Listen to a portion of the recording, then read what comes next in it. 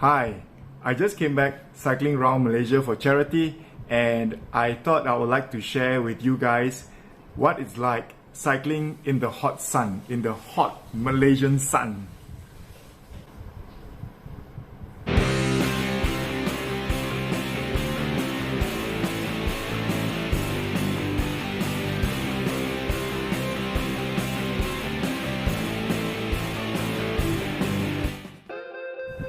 So one of the best advice I received about cycling in the hot Malaysian sun is don't cycle in the hot Malaysian sun. So if you are touring Malaysia and you actually have time, it's actually best not to cycle in the hot Malaysian sun. You risk fainting when it's hot.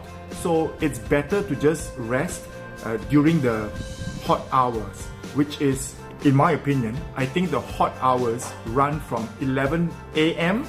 to 3 p.m. So during that 4 hours, if you can find somewhere to just rest under a tree, at a bus stop, at some shop lots, or even at a drink stall where you can just enjoy some cold drinks, I think that's better. However, if you really have to cycle under the hot sun, then I'd like to share my experiences with you. Now, this is what it's like cycling in the hot Malaysian sun. Can you see the colors on my fingers? One of the best things I did was to change my hat. So I went and got this goofy looking hat. And the worst part is, when you're cycling, it will just flip up by itself. And now you look this, like, and now you look like this. But you know what? I think that you have to just do form over function sometimes.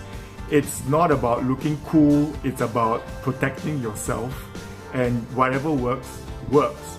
So I found that this hat was one of the best things I bought for my tour around Malaysia. Before that, I had gone to great lengths to find the correct hat for my head, and I decided on this hat. It looks pretty cool on me. I don't know. I think it's quite nice. However, this kind of hat does not protect the ears. So at the last minute, I saw this hat and I thought, you know what? Let's just get this hat instead. And that's what I did. So you can see that this hat covers lots of my face, parts of my neck, and I look goofy in it. The next thing is sunblock. And this is something that I didn't think much about until David, who had actually cycled around the world, told me I needed. So I bought this 50 SPF sunblock, but I found it was still inadequate. This thing, I think, washes off when you sweat a lot. So I think the next time I will get one of those surface sunblock where it's really greasy and it will just stay on your skin even though you're sweating and wet. Yeah, this is the result of not using sunblock. The light is pretty strong, but I assure you, these parts of my fingers are really dark. Now we come to eyewear. These are really cool to wear. However, luckily, I met another cyclist who told me that these are better. And I don't know whether you can see, but whatever this thing doesn't cover is also sunburn. Okay, let me take it off. Can you see that I've got a sunburn below? And I kind of look like the Lone Ranger. This whole part of my face is white.